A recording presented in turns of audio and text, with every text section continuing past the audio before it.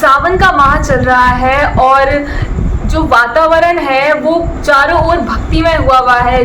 बात करें अगर हम श्रद्धालु जो हैं वो कांवड़ लेने के लिए जा रहे हैं। अब बात यह आती है कि क्या कारण है जो सावन के माह में जो शिवरात्रि आती है उसका क्या महत्व है। तो शिवरात्रि के बारे में आज हम बात करेंगे कि सावन के माह में इस बार क्या विशेष है। तो इस समय हमारे साथ मौजूद है राघवेंद्र नागर जी, हमारे साथ पंडित जी मौजूद है। उनसे बात करते हैं और जानते हैं कि क्या कारण है जो सावन के माह में जो शिवरात्रि आती है, क्या महत्व है इसका।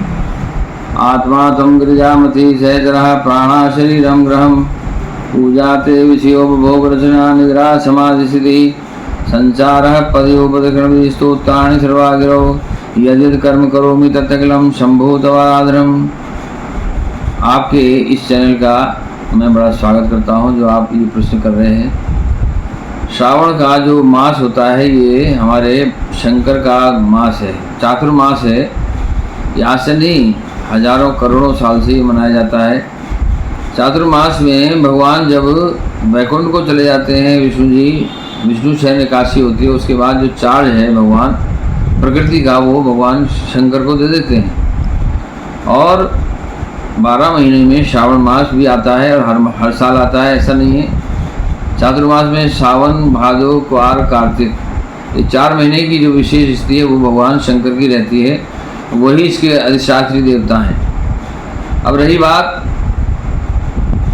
शिवरात्रि की, तो शिवरात्रि जो है वो हर महीने आती है कृष्ण पक्ष में और इसको शिवरात्रि कहते हैं। शिवरात्रि क्या है, त्रयोदशी जा रही हो और चतुर्दशी आ रही हो जिस रात्रि में, वो शिवरात्रि कहलाती है। शिवरात्रि का महत्व इसलिए बनाया गया है कि भगवान का उस समय एक तरह से प्रादुर्भाव हुआ, प्रागट्य हुआ था भगवान का, और कहते हैं विवाह भी इसी शिवरात्रि के दिन हुआ था।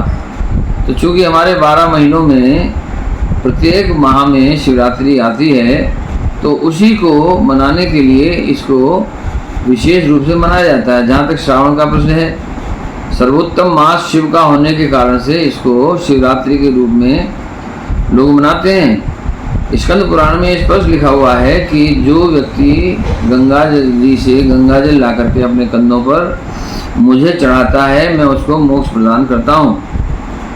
स्कंद पुराण की इस पंक्ति से जितने भी लोग हैं गंगा जी को जानने वाले, गंगा में रहने वाले, गंगा को मानने वाले, वो गंगा जी का जल शिव को चढ़ाते हैं। परंतु यह जल वास्तव में चढ़ाने से पहले कई बातें सोचनी चाहिए।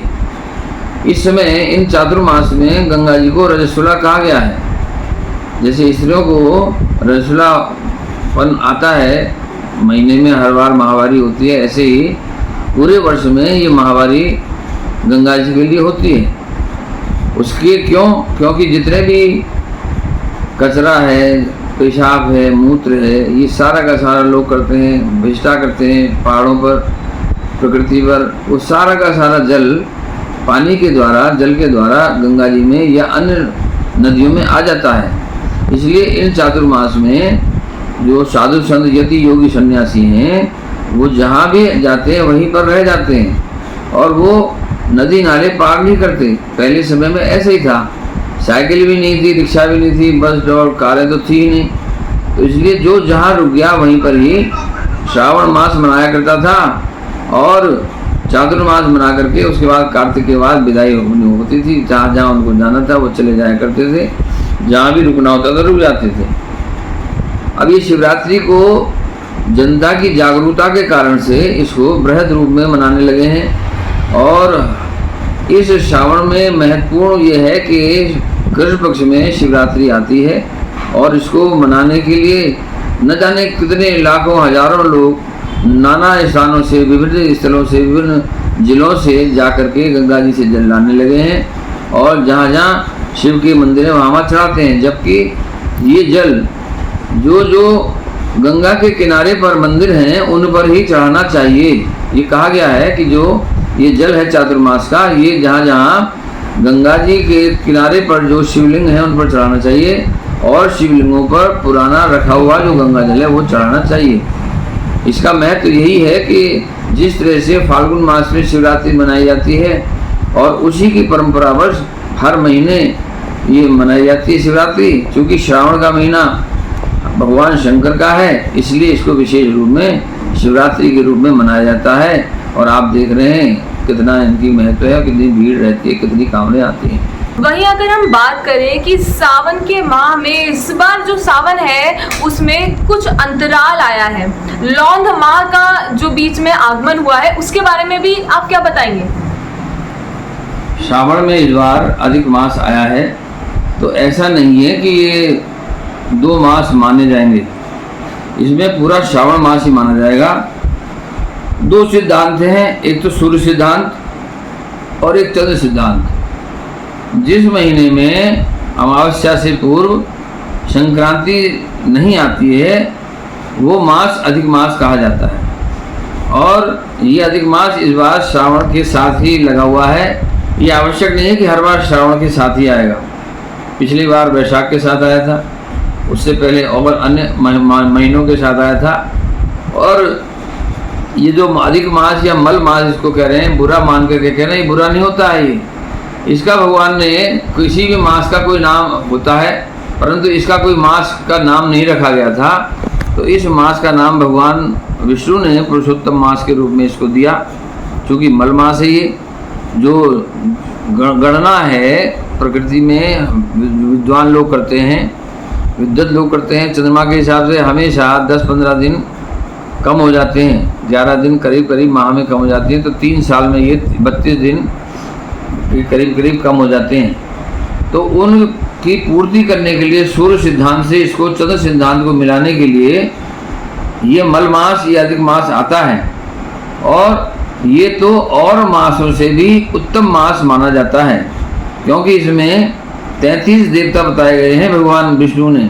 विष्णु के रूप में जिष्णु, महाविष्णु, हरि, कृष्ण, मधोक्षज, केशव, माधव, राम, अच्युत, पुरुषोत्तम, गोविंद, वामन, श्रीश, श्रीकांत, विश्वाक्षी भूषण, नारायण, मधुरिपु, अनिरुद्ध, त्रिविक्रम, वासुदेव, जगत्योतनी, अनंत, शेषशायन, संकर्षण, प्रद्युम्न, दैत्यारी, विष्णुमुख, जनार्दन, धरावास, दामोदर, मगार्दन, श्रीपति।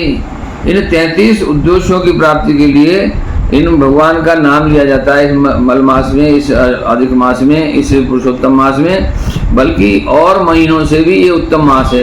इस महीने में खूब रामायणों का, रामचरितमानस का पाठ करना चाहिए। जितने भी हमारी गीता है, जितने भी श्रीमद् भागवत हैं, जितने भी हमारे पुराण हैं, जितने भी हमारे वेद हैं, जितने भी उपनिषद हैं, वो यदि इसमें पढ़े जाएं तो वो और भी उत्तम स्थिति पैदा होती है। इसलिए मल मास या अधिक मास बुरा महीना नहीं होता है, क्योंकि श्रावण के साथ ही आया है, तो ये पूरा श्रावण माना जाएगा। 18 तारीख से ये नया मास अधिक मास शुरू होगा। उसके बाद शुक्ल पक्ष आएगा पहले, उसके बाद कृष्ण पक्ष आएगा, उसके बाद जो अधिक मास का शुक्ल पक्ष पुनः आएगा। श्रावण तभी पूरा हुआ। 31 अगस्त को ये मास पूरा हो रहा है श्रावण का। इसलिए इसका तो बहुत बड़ा महत्व है शिव की और महाराज भगवान विष्णु की, दोनों की इसी में यदि आराधना की जाए तो अति उत्तम होता है। तो ये हमने जाना कि क्या महत्व है, और क्या हम बात करें, अगर हमने पूरी जो इसके बारे में जानकारी है वो ली कि सावन का जो माह है उसमें इस बार क्या खास है और उसका क्या कारण है। तो इसी तरह जुड़े रहिए हमारे साथ और हम इसी तरह से आपके पास जानकारी लाते रहेंगे। सुरागीला न्यूज़ चैनल से मैं अनुश्री भारद्वाज मानी गुप्ता के साथ। उत्तराखंड की खबरों से जुड़े रहने के लिए आप हमें सभी सोशल मीडिया प्लेटफॉर्म्स पर सब्सक्राइब, लाइक और फॉलो कर सकते हैं। धन्यवाद।